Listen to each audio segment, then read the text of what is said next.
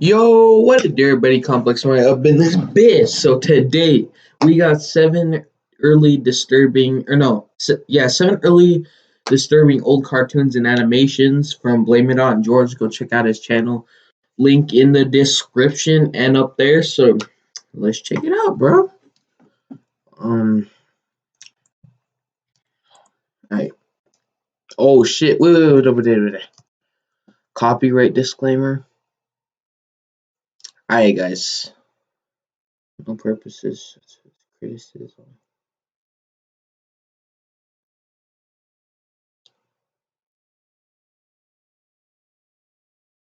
Okay, guys. Federal law. What? Am I supposed to be reacting? Okay, I might get copyrighted, but it doesn't matter. What is it about old black and white cartoons, animations, Ew. and films that are just so unnerving? From the Fleischer cartoons to the classic Walt Disney shorts, there was always something about these classics that just gave off a disturbing vibe. The weird, surreal movements, the muffled voice acting, endless regulation and content control. It just seems like the perfect recipe for, well, fear. So today, we're going back in time to take a look at 7 eerily disturbing old cartoons and animations. Alright, bro. Let's see. Swing You Sinners, 1930. Oh, guys, get your snacks if you haven't already. I don't know what to tell you, bro. Our first cartoon is Fleischer Studios' 1913 tall cartoon short, Swing You Sinners, featuring Bimbo the dog. I remember that The show. cartoon starts with Bimbo I wasn't making born his back then, rounds, obviously, but trying to steal chickens from coops. I've watched this before. Unfortunately, the police are also making their rounds and catch him in the act. While running from the cop, Bimbo hides out in a graveyard. The gate then grows a mouth and swallows the key, locking Bimbo inside and sealing his fate. Tombstones, trees, and even the ground itself comes to life all around him, attempting to eat him, torture him, and beat him, all while singing a jazzy song about what a horrible person he is. In this jazz number, the ghosts berate and condemn him for the chickens he used to steal, craps he used to shoot, and girls he used to chase. Eventually, Bimbo hides out in a barn, where this nightmare takes a turn for the worse. Pitchforks and scythes, possessed by demons, harass him and try to cut his throat, while a demonic version of the chicken from earlier appears and spasms uncontrollably towards him. After running outside, the entire barn transforms into a conglomerate of ghostly faces, chasing him all throughout the field. From here on out, it's just bizarre imagery left and right, with a bizarre frog moving its arms around its body in an extremely uncomfortable way, as it stares directly into the viewer's eyes. Finally, Bimbo's head is chopped off, and he is swallowed by a giant skull as it lunges towards the camera, ending the cartoon. That's it. Earlier in the cartoon, Bimbo pleads with the ghosts, claiming he's made efforts to be a better person. But the ghosts don't care. They cast him into the ghastly pits of hell, where he'll be forever trapped, headless and tormented. That's kind of Some weird. viewers have noted the similarities that the cartoon has to real-life lynch mobs, as the cartoon is centered around a dark-colored character, who is chased by a gang intending to kill him over petty crimes. Oh shit. While this is purely theoretical, the similarities are rather eerie, especially given the time period the cartoon was released. The disturbing nature of the cartoon has made its mark in pop culture. Nah, bro. From the Serbian alternative rock band Brigand naming their first album after the short, to the in-game achievement for beating the Those devil Jim in Crow laws are messed up, being bro. called Swing You Sinner, referencing the dynamic nature of this cartoon.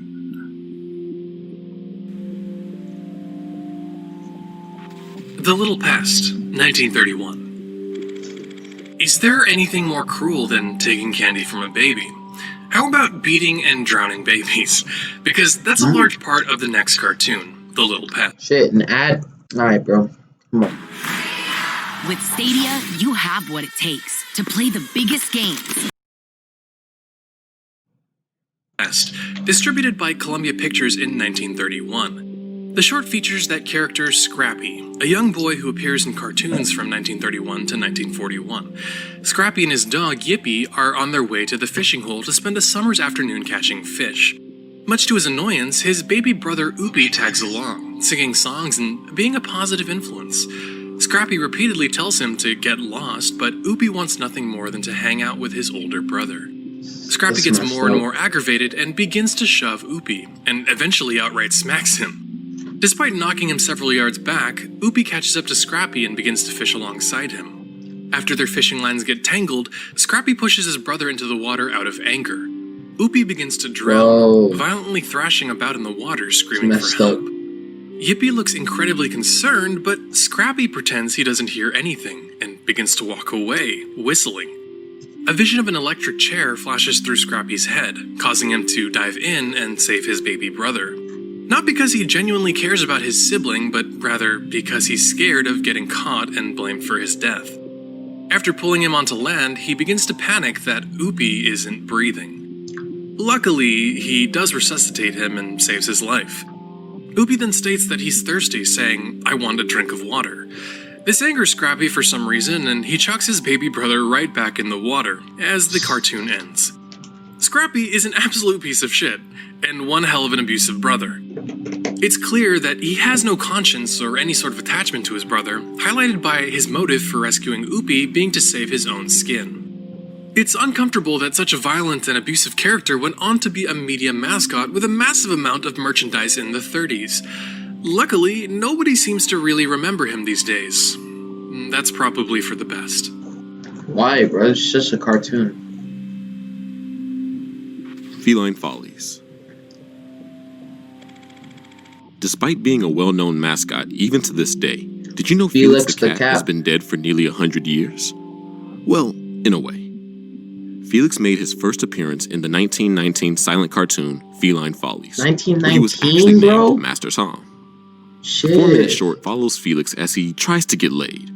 And that really is the whole plot. I'm trying to He get meets laid. a female cat and they go spend some time together. However, while that's going on, some mice back at Felix's house take full advantage of the fact that there's no cat around to chase them. They eat all the food in the pantry, drink all the milk, and make an enormous mess. After an afternoon of cat sex, Felix returns home exhausted and falls asleep, too tired to notice the massive mess around him. However, his owner arrives and is horrified to see the mess. She assumes it was Felix and throws the confused cat out of the house, telling him to leave and never return. Felix goes to find his girlfriend now that he's homeless. To his surprise, there's a litter of 17 kittens waiting for him. His kittens. Damn, Horrified bro. by this new responsibility of raising a family, Felix runs away as fast as he can, eventually ending up at a gas drilling site. He finds an open pipe and sticks a hose onto it, turns it on, and puts it in his mouth, waiting for the gas to do its job and end his life. Cartoons didn't care The back cartoon then, ends bro. with Felix presumably committing suicide.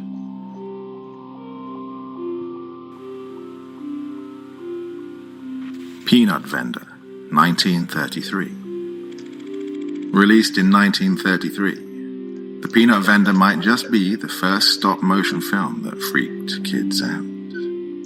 And with only a 1.5-minute runtime, that's pretty impressive. The story is, well, What the hell? there is no story. Oh, It hell features a nah, monkey by bro. the seaside selling peanuts, while singing the song Peanut Vendor by Red Nichols. There really isn't much else to the setup other than that. What The disturbing hell, thing about bro? this short comes through the monkey himself and his design. Ew. Like That most looks stop-motion weird, bro. films, the movement Hell of the no. characters is rather unnatural and otherworldly. This isn't always a bad thing, and can sometimes even add charm to the puppet's performances. This would be the same for the monkey, except its design is absolutely unnerving. Its eyes are enormous and unblinking, often staring directly into the camera and, by extent, the viewer. Its arms are as long as its entire body, and it just looks wrong. when stretched out to their full extent. Our main character then breaks out into a dance number, albeit a very stilted one, and removes its own tail and spins it around his neck before it seamlessly merges back with this body. The music cuts out from time to time, leaving you with a second or two of silence, with the thing staring at you, making it feel like an eternity. The film was created by Len Lai, a New Zealand artist who was known for his experimental films and kinetic sculpture. His strange and exotic work was widely admired, and his films and sculptures went on to be featured in galleries all across the world. From the British Film Institute to the Museum of Modern Art in New York City. The monkey itself is currently owned by the New Zealand Film Archive and currently resides there. All in all, The Peanut Vendor is a harmless short film that is still impressive to this day. The monkey, however, is also pretty terrifying to this day.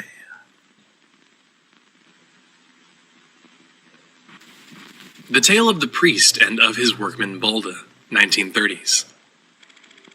Our next entry also qualifies as lost media, as only 4 minutes of this film have been found and restored. The Tale of the Priest and of His Workman Balda is a Soviet feature film that was worked on throughout the 1930s. Work on it began in 1933 with Mikhail Sekhanovsky leading the project, basing enough of the fairy tale of the same name by Alexander Pushkin. Difficulties arose during production, partially thanks to the composer of the film leaving the project after publicly denouncing Sekhanovsky's work in an article.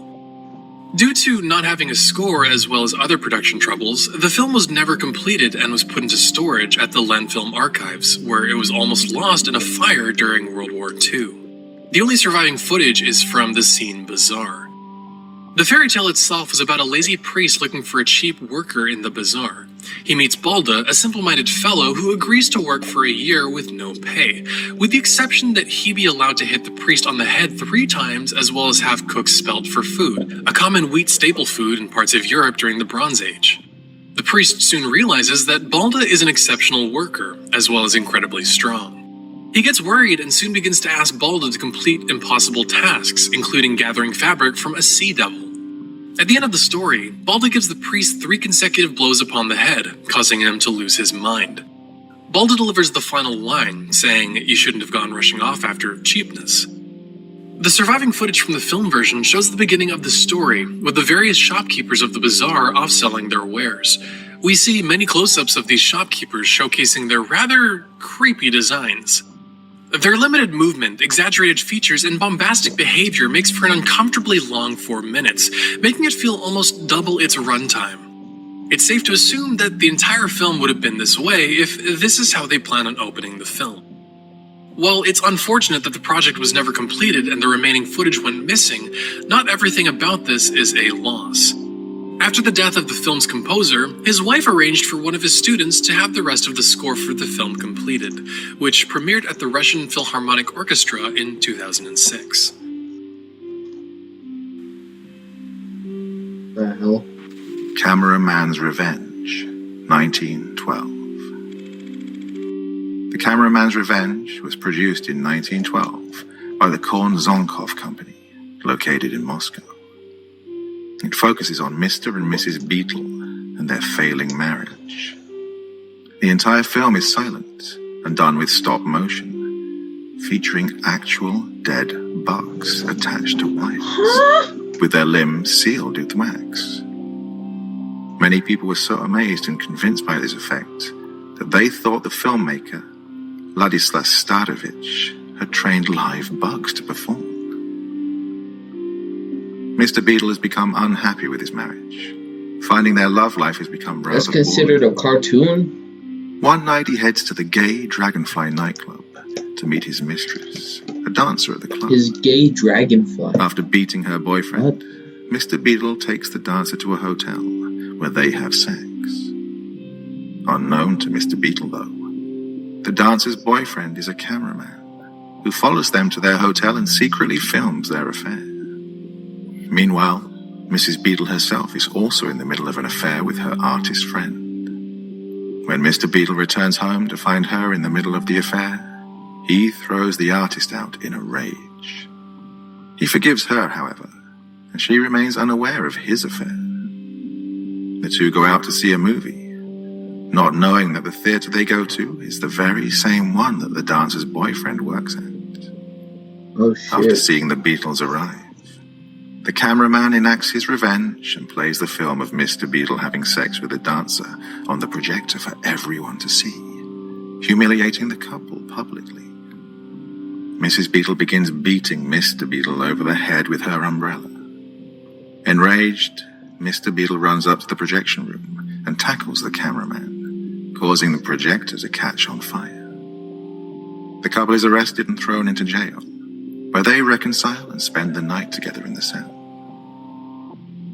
At over a century old, The Cameraman's Revenge is Starovich's most famous film. It combines his two loves, graphic So much design story and in it. entomology, in a wonderful parody of parlor melodramas, which were very popular in Russia at the time. The way that dead insects are utilized is brilliant, if not a bit macabre. The delicate techniques used to carefully move each bug's limb without breaking off is incredibly That's impressive, cool. especially given the fact that this was made in 1912. It is clearly a film aimed at adults, as many of the themes and jokes would fly over children's heads, as well as most likely frighten them due to the use of stop-motion bug corpses. The attention to detail, dark humor, and macabre themes make this film an uncomfortable delight.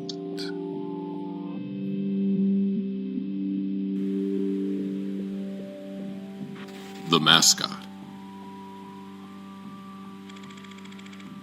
Our final and longest film is another stop-motion animation titled The Mascot. Clocking in at 25 minutes, it's incredibly impressive that such a long and high-quality stop-motion hell? film was produced in 1933. Created by French filmmaker Ladislas Star. I got another ad. Wind, show me where to go. It's all good. Starwitz, The Mascot was actually one of the first animated feature films ever created, preceding Disney's Snow White and the Seven Dwarfs. The film is actually incredibly similar to Toy Story, or rather, Toy Story is similar to it. The premise features toys coming to life when humans aren't looking. The main character is a toy dog named Duffy, brought to life by a tear from his owner's mother. This gives Duffy a level of loyalty and sentiment that isn't present in any other of the living inanimate objects that's that are met creepy, throughout the dude. film. Given the fact that it's early stop motion, there is a certain degree of unsettling movement present. A good amount of it, actually. The amount of material used in this film is impressive, if not a bit disturbing.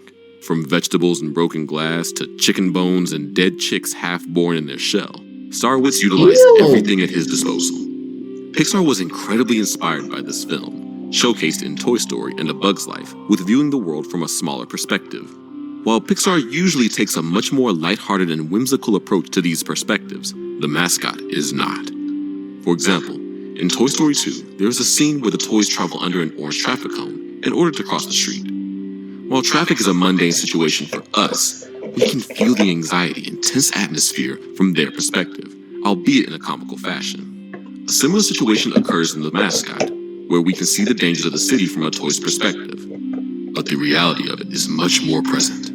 One moment in particular shows a clown doll having his head amputated by the wheel of a car. It never gets reattached, and we see the rest of the body crumble away. The nature of stop motion, added with the realistic approach to smaller perspective of the world, makes this film deep, precise, and unnerving. Many credit Starwitz as the key figure in the development of stop motion film, and after seeing The Mascot, it's very clear why. Utilizing the surreal nature of stop motion to their full potential, he realized the power of stop motion very early on and paved the way for many future creators, including The Nightmare Before Christmas's Henry Selick.